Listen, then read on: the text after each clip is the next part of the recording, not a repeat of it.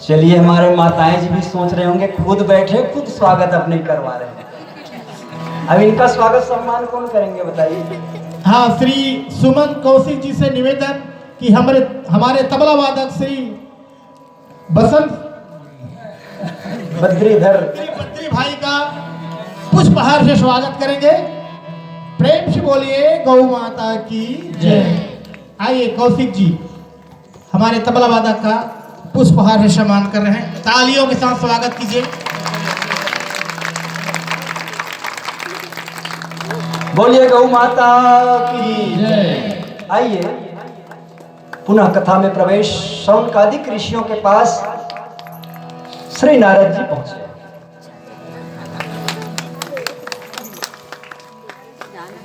और नारद जी को शौनकादिक ऋषियों ने गौकर्ण पान की जो है कथा कर सुनाया। और श्री नारद जी महाराज ने जब शौनकादिक ऋषियों से पूछा कि हे ऋषिवर, कृपा करके हमें मुक्ति कैसे मिलती है, इनकी कथा सुनाए, जीवन विषय।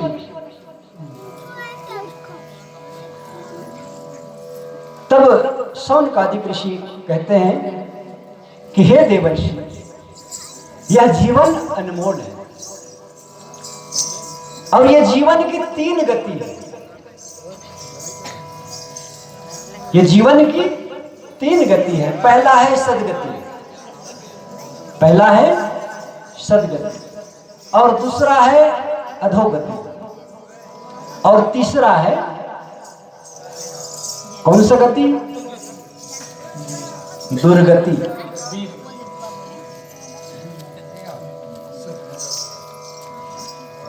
है ना? सदगति कैसे मिलता है? सत्कर्म करने से, धर्म के प्रचार प्रसार करने से, धर्म की स्थापना करने से। और जो अधोगति है ये मिलती है हम दान, सेवा, ये जितनी सेवा के से संबंधित है ये अधोगति। मतलब आप संपूर्ण जीवन को, अपने संपूर्ण धन को आपने धर्म पर समर्पित कर दिया। और जो आखिरी गति है वो है अगर हम पाप करते हैं, नीच कार्य करते हैं, पापाचार करते हैं, अत्याचार करते हैं, तो हमारा जीवन की दुर्गति हो जाती है। मरने के बाद भी आदमी की गाली देते हैं। और ऐसे ही गति हुई धुंधकारी। ब्राह्मणपुर में जन्म लिया था। तुंगभद्रा नदी के किनारे एक सुंदर गांव, और उस गांव में आत्मदेव नाम के ब्राह्मण, पूजा पाठ जप तप यही उनका नियम संयम था। सब कुछ उनके पास था, पर एक संतान नहीं थी। और संतान नहीं होने के कारण वो दुखी होकर के जगह जगह गए, उपाय पूछे पर उपाय नहीं मिला। एक दिन वो पत्नी से झगड़ करके घर से बाहर चले गए। बोले घर में ही नहीं रहूंगा। और जब वो गांव से बाहर गए तो दूसरे गांव के तालाब के किनारे जाकर के बैठे थे आत्मदेव महाराज, बड़ा ही व्याकुल। सायंकाल की बेला थी। उस तालाब के किनारे में एक संत का पदार्पण हुआ। और जैसे ही संत आए, आत्मदेव महाराज ने प्रणाम किया, क्योंकि संत का तो काम है जगाना। जो जग जाए और स्वयं जगा दे उसको कहते हैं संत। उठ जाग मुसाफिर, भोर भई अब रैन कहाँ जो सोवत है। उठ जाग मुसाफिर, भोर भई अब रैन कहाँ जो सोवत है। जो जागत है सो पावत है, जो सोवत है जो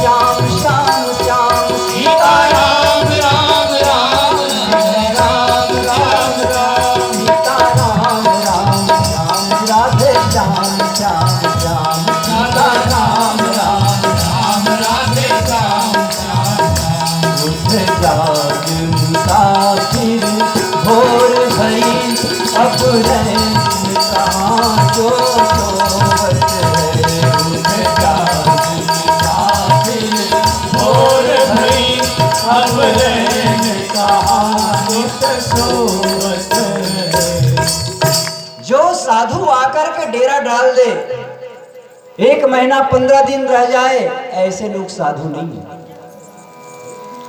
साधु एक क्षण के लिए आते हैं और चले जाते हैं। गृहस्थ के घर में साधु उतना समय रुकते हैं जितना एक गौ माता की दुग्ध को गौपालक दूहते हैं।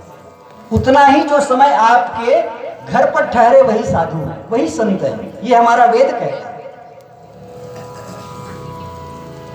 एक जैन संप्रदाय में साधु हुए, अभी अभी बेचारे का स्वर्गवास हुआ, संत श्री तरुण सागर। वो अपने जीवन काल में किसी भी गृहस्थ के यहाँ जाकर के उतने ही समय रुके थे जितना समय में एक गौ माता की दोहन किया जाता है।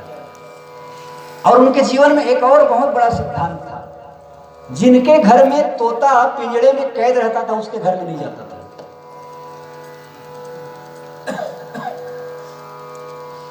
उनके घर में कदापि नहीं जाते थे। तो ये संत का स्वभाव है, वो सत्य और असत्य को परख लेते हैं। तो आत्मदेव महाराज के जीवन में वो संत का पदार्पण हुआ। आत्मदेव महाराज ने प्रणाम किया, कहे प्रभु आप बहुत ही अच्छे समय में आए हैं, मैं तो निराश हो गया हूं अपने जीवन से।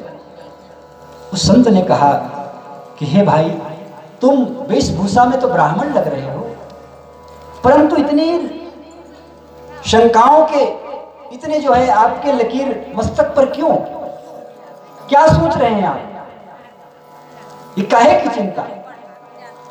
कहे प्रभु क्या बताऊं, सब कुछ हमारे घर में है, संतान नहीं है। और संतान नहीं है इसका दुख उनसे पूछे जिसके पास संतान नहीं है। हम लोग तो बहुत जगह कथा में जाते हैं, बहुत सी माताएं बहनें आती है। अभी गर्मी में गए थे, कहाँ, चापा, पूरे शाहू बस्ती धनाढ्य राठौर परिवार, उनके एक एक परिवार में ऐसी हवेली है शानदार। उन्हीं के यहां हम लोग ठहरे थे। वो बहन इतनी सेवा की, उन्होंने बताई कि संतान नहीं है।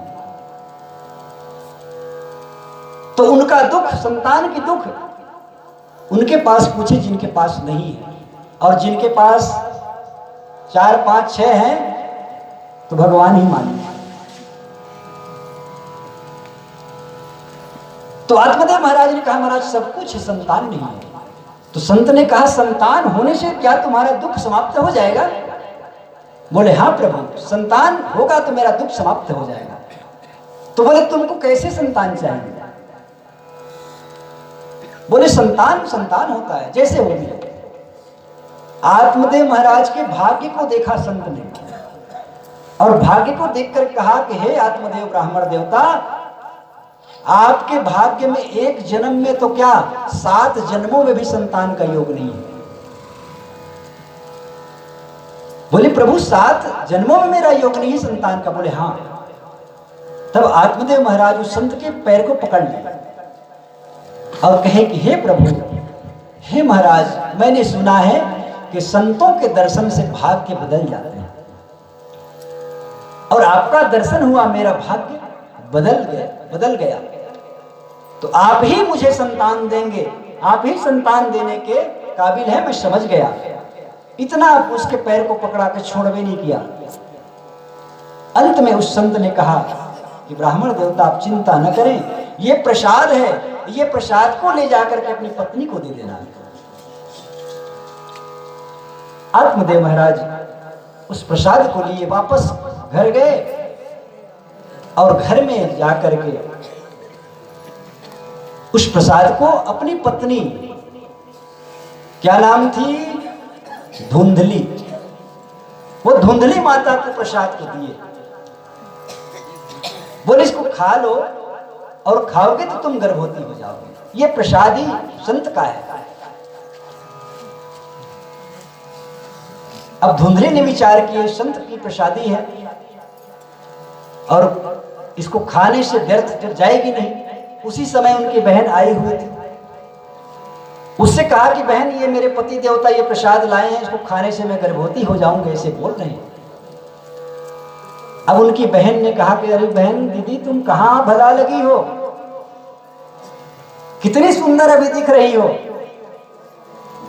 गर्भवती हो जाओगी तो सब सुंदरता नष्ट हो जाएगी। ये कहाँ बाल बच्चे के चक्कर में पड़ रही हो, तुमको बच्चा ही चाहिए ना।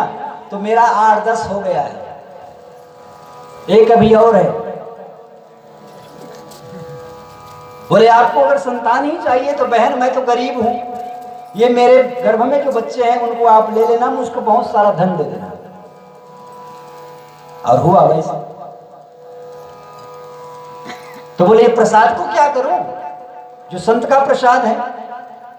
तो उसकी बहन ने कहा वो प्रसाद को गाय को खिला दो ना, तुम्हारे यहाँ जो गाय है वो भी तो बांझ है, वो कई साल से बच्चा नहीं दी, उसको खिला दो तो पता चल जाएगा कि वो साधु के प्रसाद में शक्ति है या नहीं है। मैया को खोल दीजिए भैया, वो चले जाएंगे।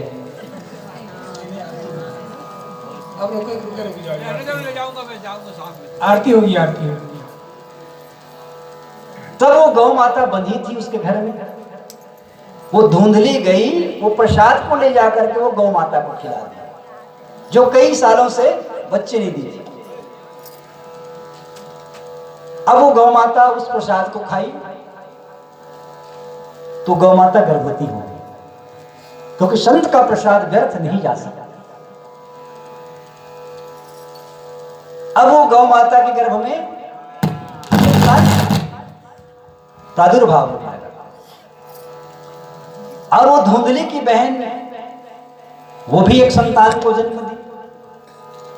और जैसे वो संतान की जन्म का समय आया तो धुंधली अपने पूरे शरीर को ऐसे बनाई थी जैसे वो 8-9 महीने की हो गई हो, दिखाने के लिए।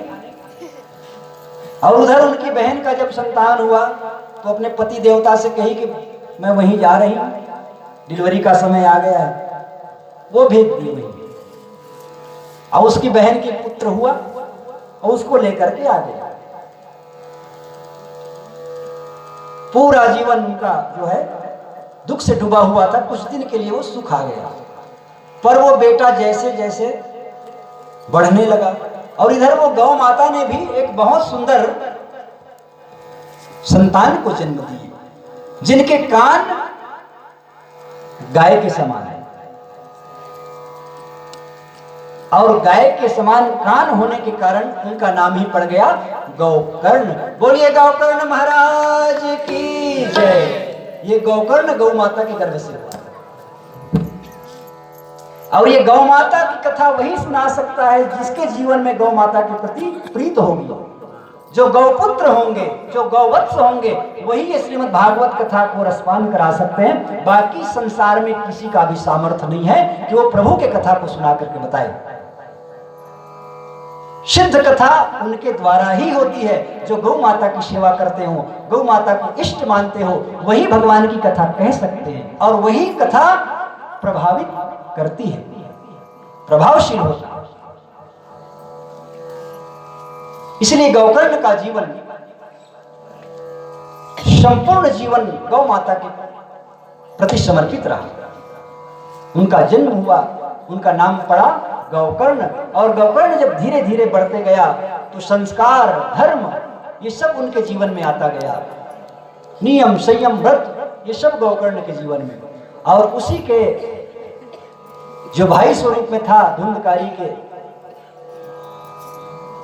धुंधकारी, वो भी बढ़ता चला गया। तो उसका संगत कैसे? शिकारी बच्चों से, हाथ में लिए गुलेल, उसको मारे, उसको तोड़े, उसको मारे, ऐसे। कभी शिकार के खेलते थे, कभी कुत्तों को साथ में लेकर के घूमते थे, क्योंकि बच्चे का स्वभाव बचपन में ही बनता है ना। कभी इसको मारे, कभी उसको तोड़े, कभी इस जीव की हत्या करे। अब वो धीरे धीरे जब नौजवान होते गया तो व्यसन में पड़ गया, प्रतिदिन शराब पीने लगा। और भैया जो शराब पीता है ना, तो जिसका नाम ही क्या है? शराब। ये शराब मन मस्तिष्क को खराब कर देता है। एक बार एक जंगल में एक बहुत बड़े ऋषि हुए, रिसर्च करने वाले।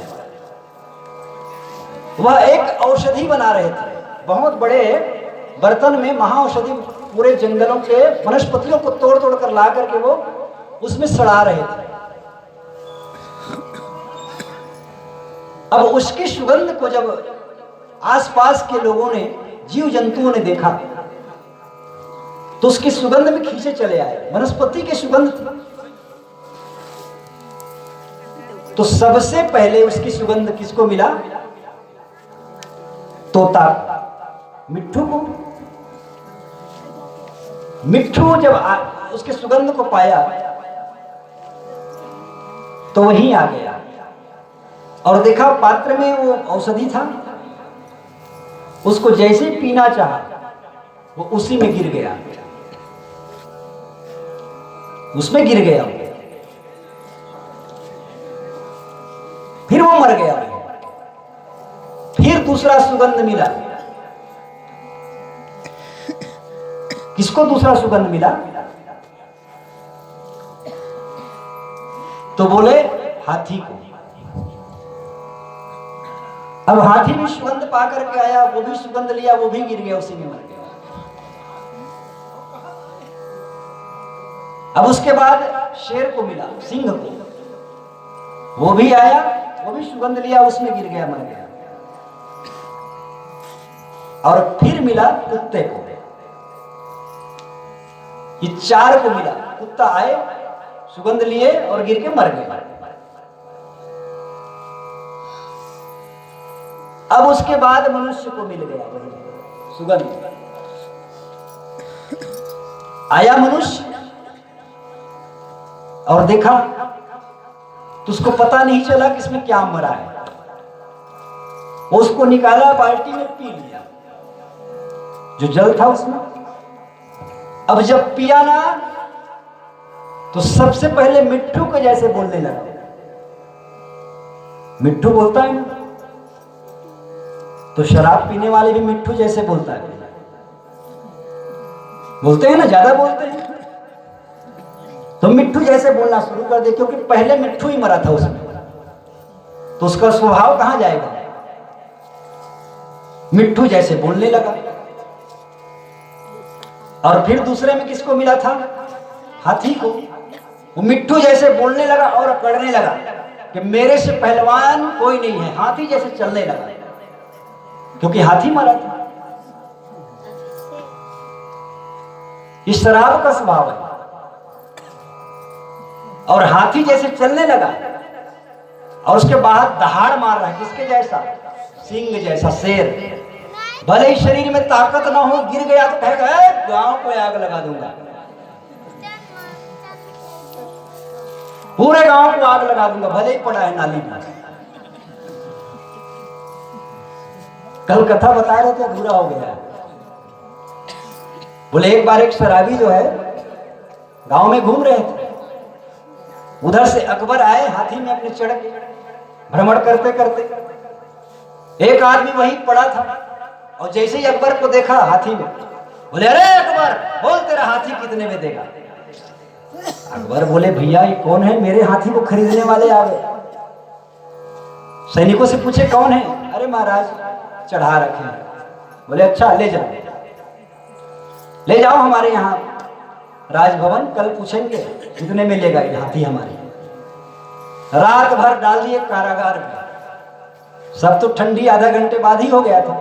सवेरे उसको लाया गया दरबार में, चल भाई बता कितने में लेगा हाथी? बोले कैसा हाथी महाराज? कौन हाथी? बोले तू तो बोल रहा था ना रात में, कितने में देगा हाथी को? चल। बोले महाराज जो लेने वाला था वो तो ये आधा एक घंटे बाद चला गया था। मेरी हैसियत क्या है, मैं आपके हाथी के उसके कान को भी नहीं खरीद पाऊं। तो देखिए ये जो मनुष्य का स्वभाव है, मस्तिष्क को खराब करने वाला है, तो वो शेर जैसे दहाड़ता है। और उसके बाद आखिरी में चौथा में वो कौन सा आया है? और जैसे वो जब धरती पर गिरता है ना, तो फिर जैसे वो भोंकता है कौन, वैसे ही शुरू हो जाता है। ये उनका गलती नहीं है, ये तो स्वभाव है उनका। जो जो जीव उसमें गिरा है उसके स्वभाव के जो है मनुष्य नकल करने लगता है। तो भैया ऐसी चीज को हम क्यों खाए जो हमारे मन मस्तिष्क को खराब कर दे। अरे भगवान ने इतना सुंदर बनाया, इतना सुंदर चीज बनाया, उसको हम छोड़कर क्या खाते हैं।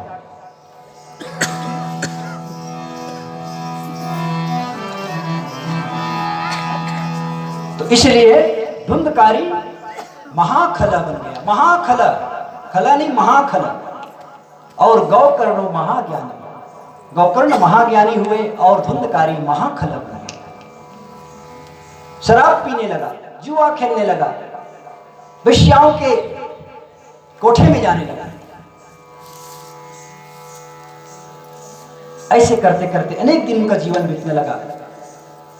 और एक बार वो 3 वेश्याओं के साथ उनके ही घर में रहने लगा। उसको घर में अपने घर में लाना शुरू कर दिया और मां को रोज मारते धुंधली को। उसके कारण वो धुंधली मर गई। आत्मदेव महाराज भी गांव छोड़कर चले गए। गौकर्ण जी महाराज ने देखा स्थिति, वह भी अपने घर को छोड़ दिया, वो भी तीर्थ यात्रा में चले गए। अब घर में कोई नहीं था, धुंधकारी और स्वतंत्र हो गया। वो वेश्याओं को अपने घर में ले आए। और उसके बाद फिर बहुत दिन तक रहा। फिर उन वेश्याओं ने कहा कि हे स्वामी, हम बहुत सारा धन गहना पहनना चाहते हैं, कहीं से आप ला करके दो। क्योंकि वो चोरी भी करने में माहिर था। सब कुछ, ऐसा कोई कार्य नहीं था जो वो नहीं करता था, पाप वाला सब कार्य करता था।